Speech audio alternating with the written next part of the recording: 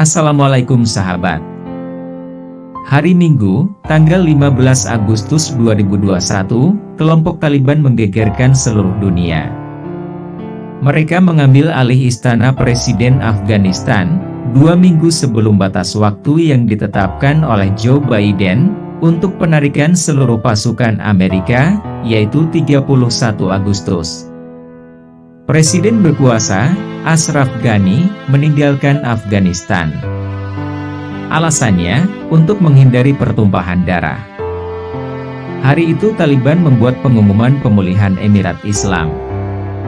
Mereka mengatakan bahwa ujian untuk mereka sudah dimulai hari ini, yaitu untuk memenuhi harapan rakyat Afghanistan, dan menyelesaikan semua masalah mereka.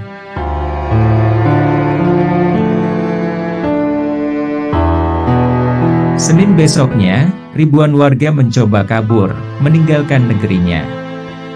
Pemandangan yang sangat dramatis, dan mencengangkan dunia.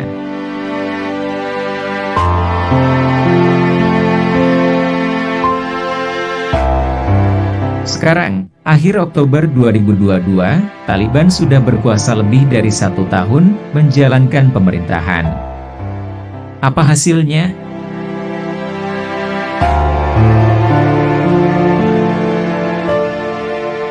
Sahabat, Taliban telah berjuang dan berperang selama 20 tahun, untuk mendapatkan kembali kekuasaan, yang dirampas dari mereka tahun 2001 lalu.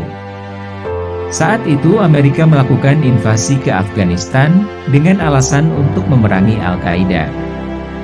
Sekarang Taliban kembali menjadi pemerintah.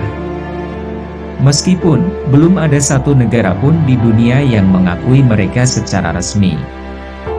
Perubahan pemerintahan dadakan ini menimbulkan kejutan luar biasa pada semua sisi kehidupan rakyat, terutama masalah ekonomi dan perlakuan terhadap perempuan.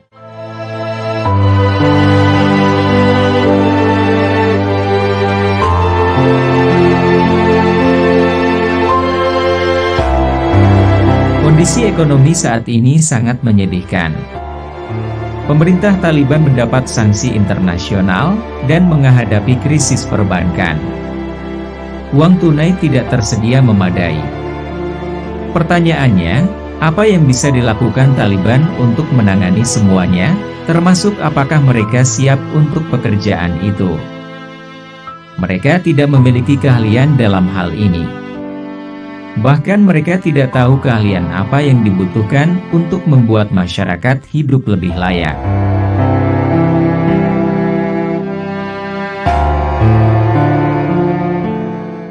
Pengangguran di mana-mana, tidak banyak lowongan kerja tersedia. Orang-orang di Afghanistan kelaparan. Ini mungkin baru awal keruntuhan ekonomi negara.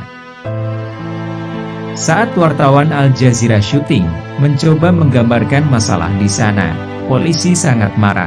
Mereka menodongkan pistol supaya wartawan pergi secepatnya. Di titik distribusi makanan di Kabul ini, orang-orang menunggu untuk mendapatkan jatah untuk bulan itu atau untuk mendaftar bantuan. Ini dijalankan oleh Program Pangan Dunia PBB, yang mengatakan lebih dari 22 juta orang Afghanistan tidak memiliki cukup makanan. Itu lebih dari setengah populasi.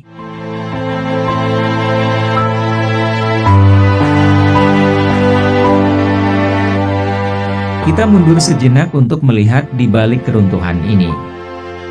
Bulan April 2022, Presiden Biden mengumumkan bahwa semua pasukan akan keluar pada bulan September. Sudah waktunya bagi pasukan Amerika untuk pulang. Negara-negara lain yang mengirimkan pasukan ke Afghanistan, mengikuti jejak Amerika. Taliban dengan cepat mulai menguasai wilayah, provinsi demi provinsi. Taliban menggantikan Republik Islam lama dan mendeklarasikan Imarah Islam baru. Tanggapan dunia, mengisolasi pemerintah baru ini, yang menghancurkan fondasi ekonomi dalam semalam. Selama 20 tahun terakhir, Afghanistan sangat bergantung pada bantuan internasional. Jumlahnya miliaran dolar setiap tahun. Bantuan ini menyokong 75% dari pengeluaran pemerintah, dan ini yang membuat negara tetap berjalan. Ketika Taliban mengambil alih kekuasaan tahun lalu, aliran bantuan itu berhenti seketika. Aset-aset milik Afghanistan dibekukan di luar negeri.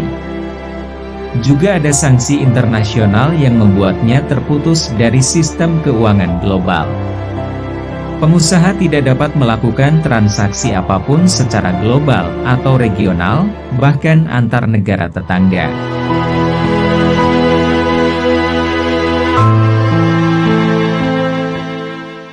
Krisis uang adalah masalah lain. Warga hanya dapat mengambil setara $400 Amerika seminggu. Negara kehabisan uang kertas. Ini membuat usaha lokal saja tiba-tiba menurun drastis.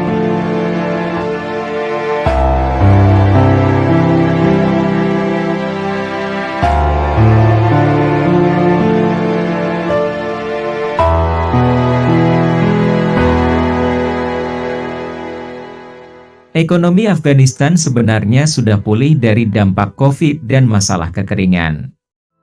Ketika Taliban ambil alih, kondisinya seperti pesawat yang mau lepas landas, kemudian pilotnya diganti, dan pilot baru ingin mengganti seluruh mesin pesawat.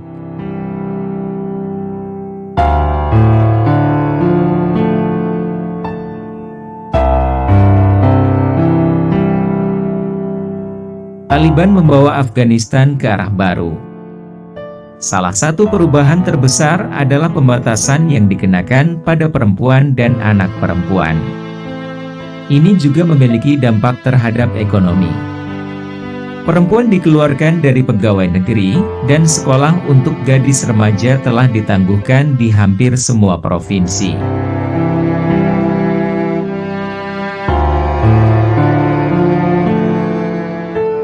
Sahabat, dampak ekonomi membuat jutaan orang kelaparan.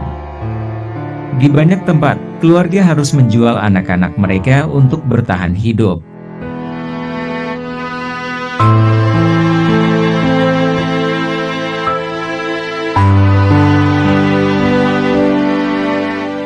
Lima tahun, 7 tahun, 9 tahun, 6 tahun. Ini adalah gadis-gadis yang sudah dijual untuk pernikahan. Mereka terlalu muda bahkan untuk mengetahui usia mereka sendiri. 8 tahun, mereka sering diminta oleh wali mereka. 6 tahun, suami yang akan mereka dapatkan, lebih tua 1 dekade atau lebih. Yang terakhir berbicara adalah usia 5 tahun. Yang termuda dalam pelukan ayahnya, adalah bayi berusia 7 bulan yang diberikan sebagai pengganti tagihan medis. Gadis-gadis yang tidak punya suara. Ini di salah satu desa termiskin di Afghanistan. Perampasan hak di sini adalah anak perempuan dijual lebih awal dan lebih sering untuk dinikahkan. Ruang tenda tidak cukup luas untuk semua ketika para orang tua ingin menunjukkan kepada kami anak perempuan mereka yang telah mereka jual. Kami tidak ingin menjualnya, katanya, tapi kami miskin dan kami harus makan. Hajira mendapatkan harga di atas rata-rata, lebih dari $6.000. Kemudian dia terluka dan kesepakatan dibatalkan. Aku sudah menjualnya ke sebuah keluarga, ayahnya memberitahu kami, tapi mereka membawanya kembali ketika dia terluka dan mengatakan mereka tidak bisa merawatnya. Jadi saya tidak pernah mendapatkan uang. Sekarang dia sedang mencari pembeli lain. Setelah pembayaran terakhir dilakukan untuk putri sulungnya, dia akan dikirim ke keluarga barunya. Dia ingin belajar dan terlalu muda untuk mempertanyakan apa yang terjadi. Ayahku menjualku karena kami miskin, itulah yang dia ingin sampaikan ke kami berkali-kali. Dan di desa terpencil ini, sulit menemukan orang yang tidak menjual gadis kecil mereka sebagai pembayaran dalam bentuk barang untuk melunasi hutang atau hanya untuk membeli makanan.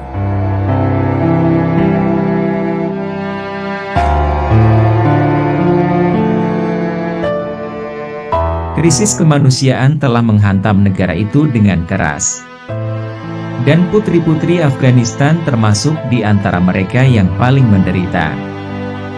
Terima kasih telah menonton sahabat. Wassalamualaikum warahmatullahi wabarakatuh.